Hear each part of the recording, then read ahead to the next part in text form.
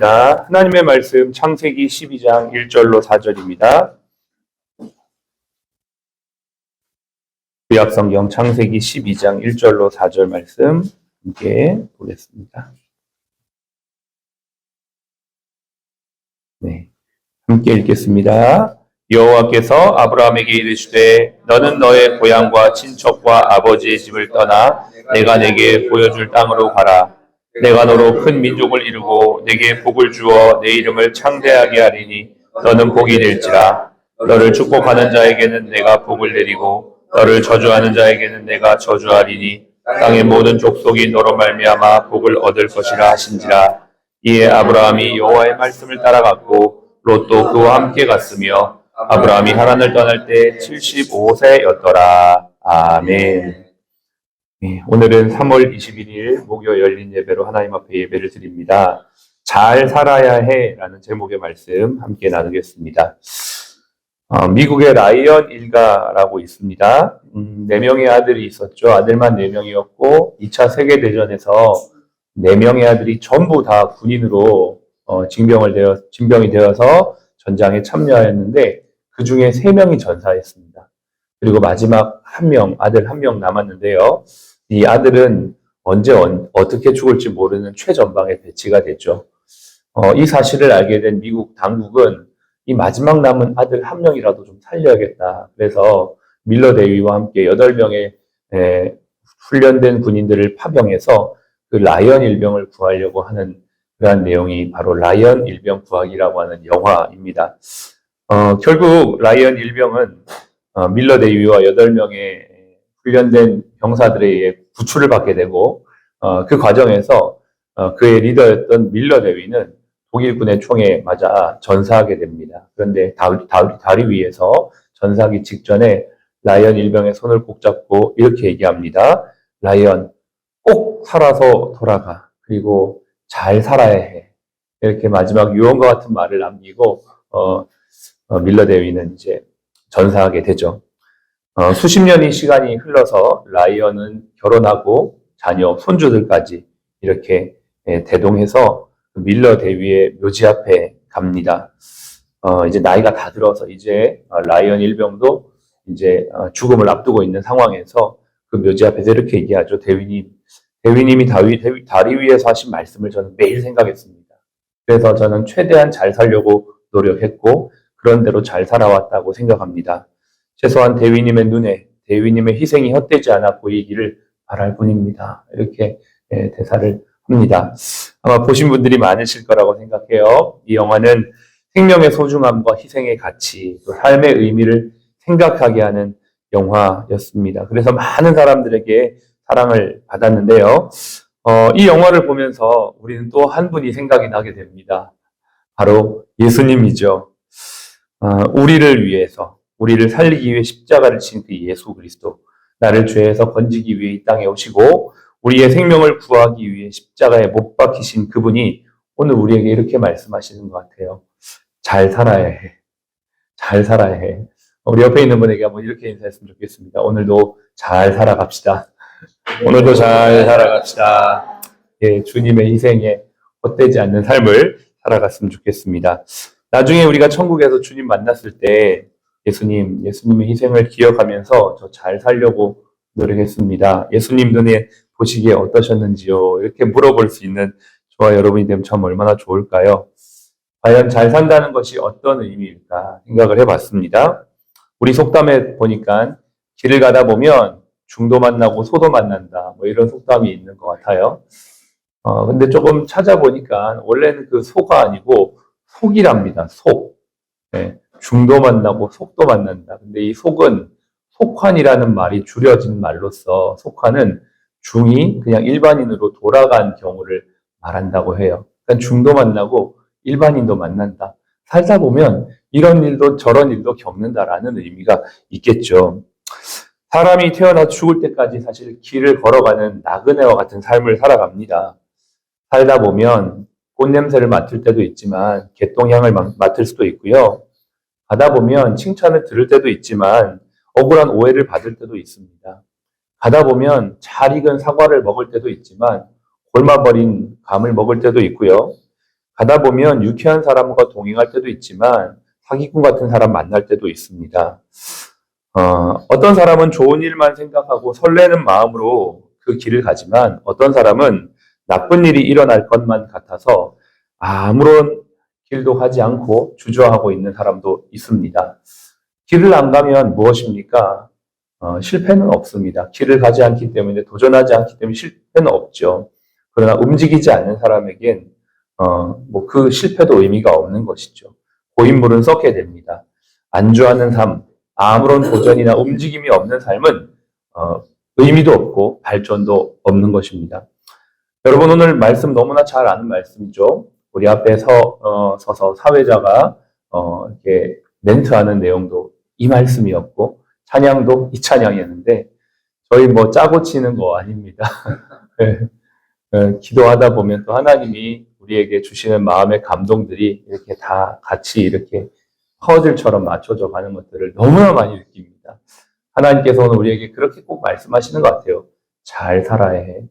그러면 잘 사는 게 무엇인가? 이 말씀을 통해서 우리는 세 가지를 먼저 볼 수가 있습니다.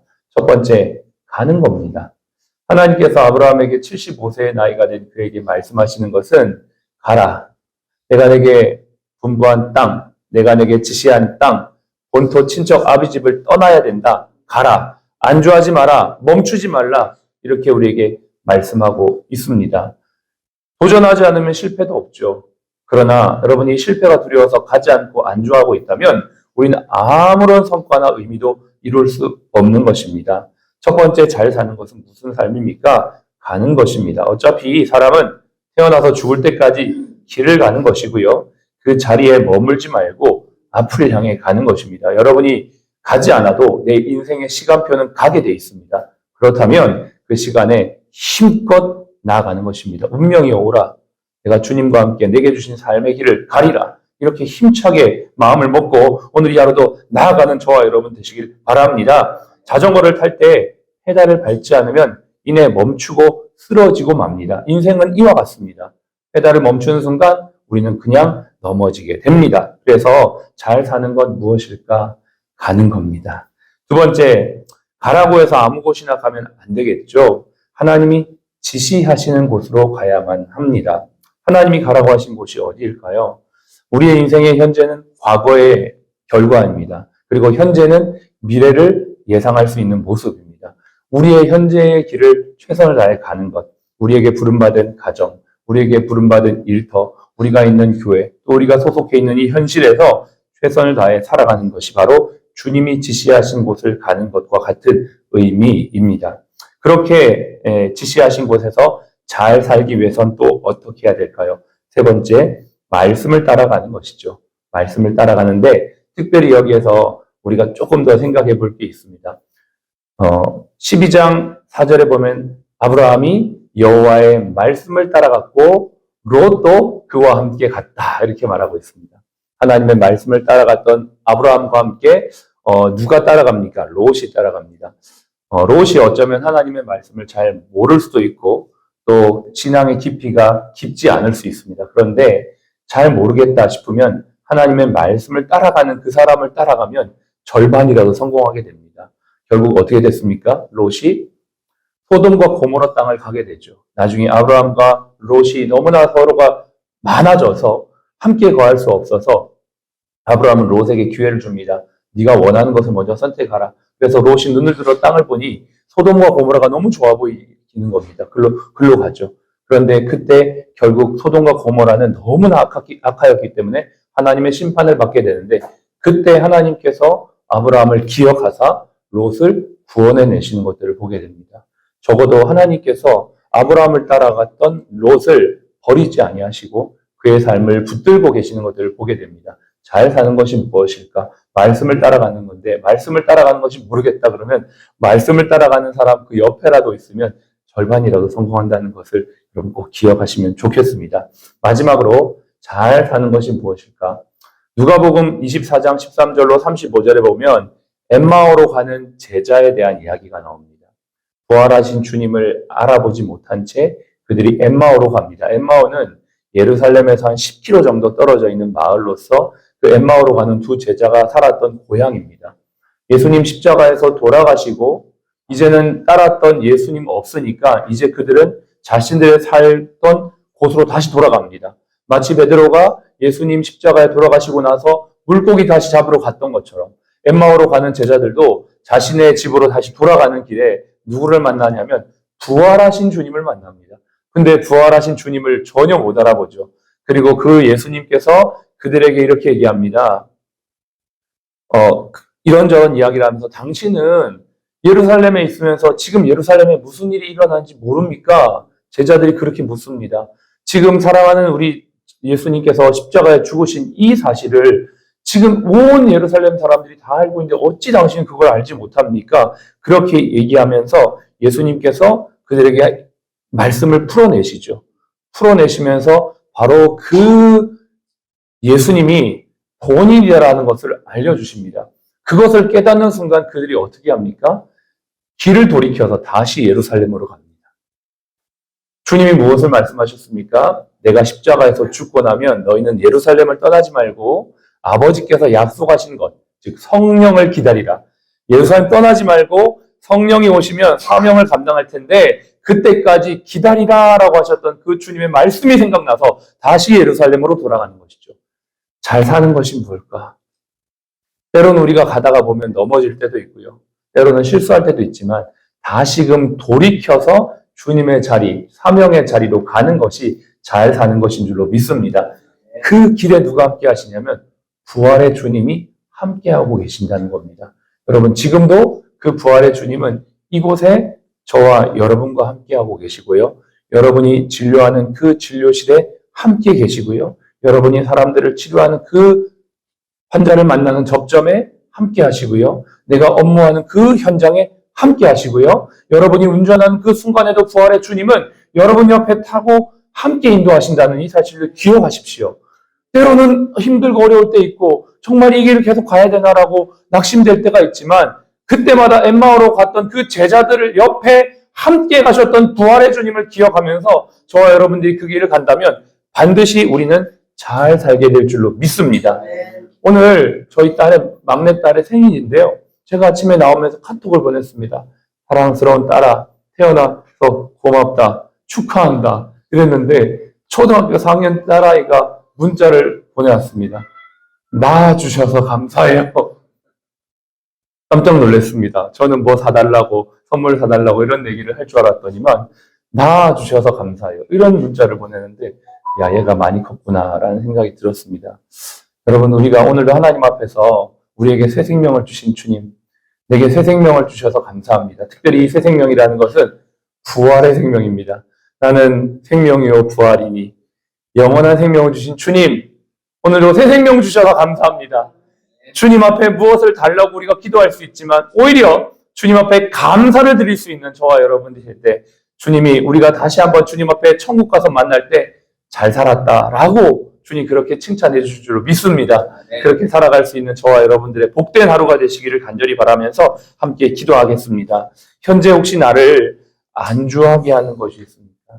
혹시 나의 발걸음을 붙잡고 있는 것들이 있습니까? 아닙니다. 75세에 부름받았던 아브라함에게 주님께서 가라라고 말씀하십니다. 주님 보내신 곳으로 주님 나도 가겠습니다.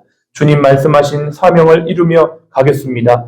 때로는 넘어질 때 있고 때로는 쓰러질 때 있고 때로는 아버지 힘들 때 있지만 그때마다 부활의 주님이 나와 옆에 동행하고 계심을 기억하며 끝까지 주님 앞에 잘 살아가는 자가 될 수 있도록 도와주시고 천국에서 주님 만날 때에 주님 제가 주님 기억하면서 잘 살았습니다. 주님 저 그렇게 살았습니다. 그렇게 주님 앞에 감사의 고백으로 영광 돌리는 우리의 모든 삶이 될 수 있게 해달라고 함께 기도하겠습니다.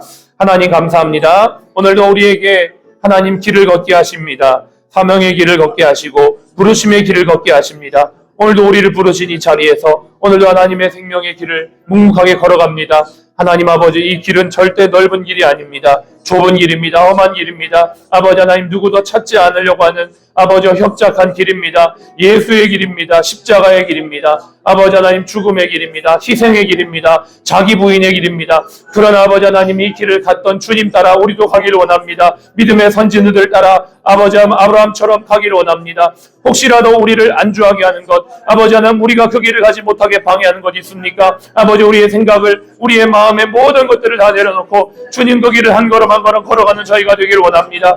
부활의 주님이 우리와 함께하고 있음을 믿습니다. 오늘도 우리의 길에, 아버지 오늘도 우리의 삶에, 우리의 일터에, 아버지 우리의 수술의 현장에, 우리의 진료의 현장에, 우리의 모든 행정의 현장에 하나님 부활의 주님이 함께하고 계신 줄로 믿습니다. 주님, 우리가 그 주님을 기억하며 오늘도 생명 주신 주님 안에서 잘 살아갈 수 있는 저희가 되기를 원합니다. 주님 앞에 섰을 때에, 언젠가 주님 앞에 나아갔을 때에 주님 당신의 십자가 희생을 기억하며 나도 잘 살려고 노력했습니다. 주님 보시기에 어떠하셨는지요? 이렇게 하나님 앞에 말할 수 있는 저희가 되기를 원합니다. 주님, 우리는 너무나 부끄럽고 때로는 너무나 실수하며 때로는 아버지 하나님 너무나 연약할 때가 너무나 많습니다. 하나님 아버지, 우리가 우리의 삶을 돌아보면 부끄럽기 그지없을 때가 너무나 많습니다. 그러나 주님은 끝까지 우리를 쫓아오시고 부활의 주님은 우리와 함께 하시어 우리에게 힘을 주시고 사랑하는 아들아 내가 너와 함께한다. 실패한 자리에서 다시 한번 일어나라. 절망의 자리에서 다시 한번 일어나라. 좌절의 자리에서 다시 한번 일어나라. 배신의 자리에서 다시 한번 일어나라. 끝까지 찾아오셨던 주님, 베드로를 만나주시고 아버지 주님을 부인했던 토마에게 찾아가셨던 주님, 부활의 주님이 우리와 함께 하셔서 오늘도 우리를 그 길을 가게 하십니다. 주님 안에서 잘 살아가는 우리가 되게 하여 주옵소서. 그래서 우리 모두가 주님 안에서 승리했다, 감사했다. 주님 우리를 구원하셔서 감사합니다. 감사의 고백으로 주님 앞에 영광 돌리는 저희가 되게 하여 주시옵소서. 이름으로 기도합니다. 아멘. 지금은 우리의 생명이요 부활이신 예수 그리스도의 은혜와 아버지 하나님의 극진하신 사랑하심과 성령님의 내주교통 충만 인도하심이 오늘 부활의 주님의 손 꼭 붙잡고 주님 앞에 가는 그날까지 잘 살기를 원하는 우리 모든 사랑 플러스 가족 머리 위에 또 모든 환우분들 머리 위에 지금부터 영원까지 함께 하시기를 예수님의 이름으로 축복하며 기도합니다. 아멘.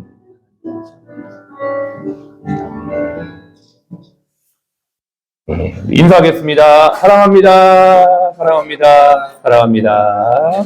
좋은 하루 되십시오.